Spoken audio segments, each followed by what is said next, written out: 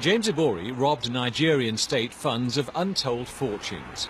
But he started out here, in Ruislip, West London, working as a cashier in a hardware store.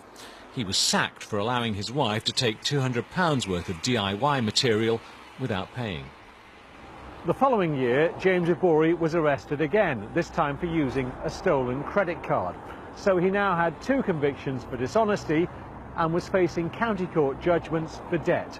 It was 1991, and James Ibori fled back to Nigeria. He was broke and at rock bottom. Yet by the end of the decade, James Ibori had managed to become one of the richest and most important rulers in all Africa. The Niger Delta should be one of the most prosperous regions on earth. It produces billions of pounds worth of oil. While the people live in poverty, the riches are skimmed off for the elite. James Ibori fell in with Nigeria's military rulers and became governor of Delta State. His salary was just $25,000, but as leader of the elite, he was soon a wealthy man.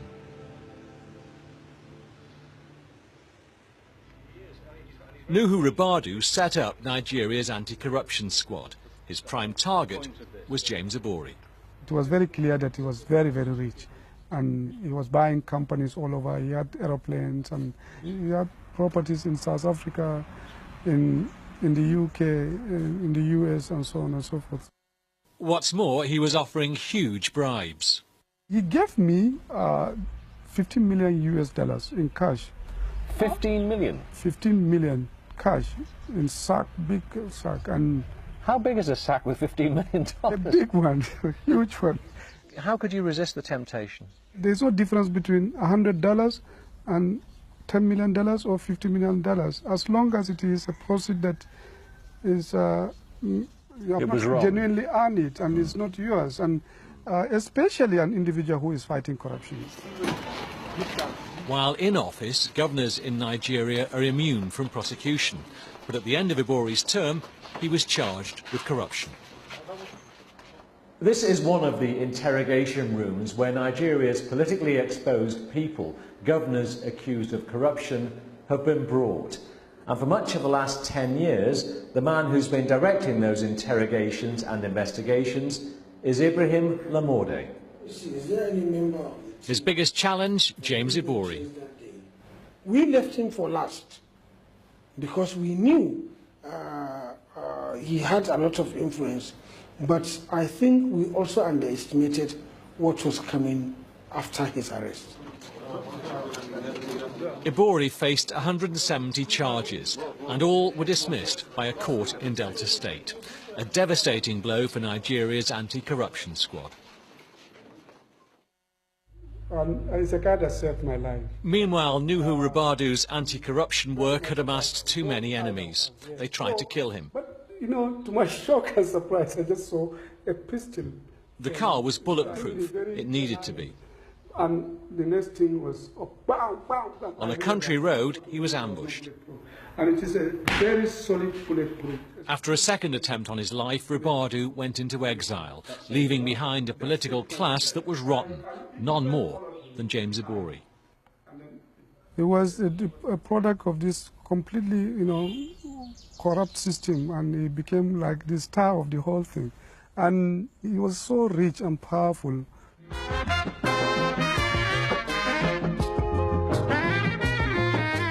With corruption thwarting justice inside Nigeria, 3,000 miles away, there was a breakthrough. Investigators had been following the activities of the bent African politicians, and in particular of James Ibori.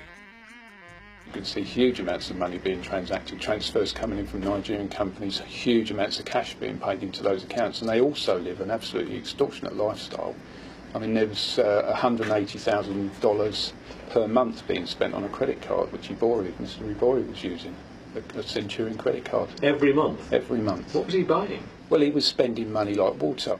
One example, he should have been in Poland for a trip on behalf of his stay for 16 days. He spent 2 days there, flew back into London, and then flew off to Miami and Las Vegas for the other 14 days. He was obviously bringing large amounts of cash with him on the flights. He was flying in out of London like nobody's business, all the governors were. You never give me your money. Ibori's £5 million house in Hampstead is now up for sale.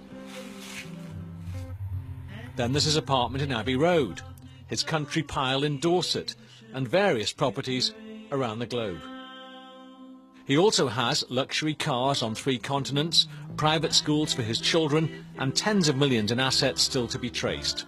For the key to it all, laundering his stolen cash, he had a bent London solicitor.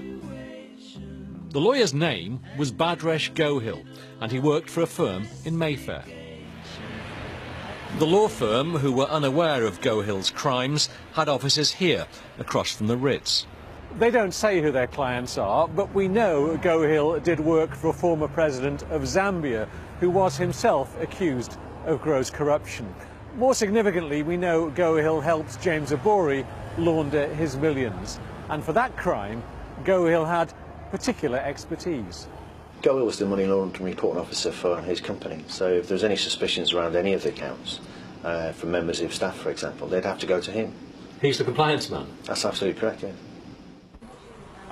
When the police raided Gohil's office, they found plans mapping out money laundering scams, all designed to hide Ibori's funds. They were all there on computer hard drives hidden behind a fireplace. One scam described the $5 million deposit for the purchase of Ibori's latest toy, a $20 million private jet.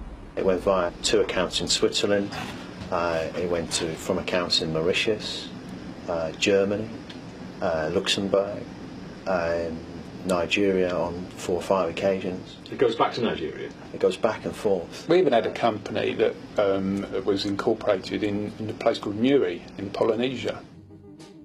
Ibori's wife, his mistress and his sister have already been jailed for money laundering, along with Gohil, who got 7 years. Ibori himself will be sentenced tomorrow.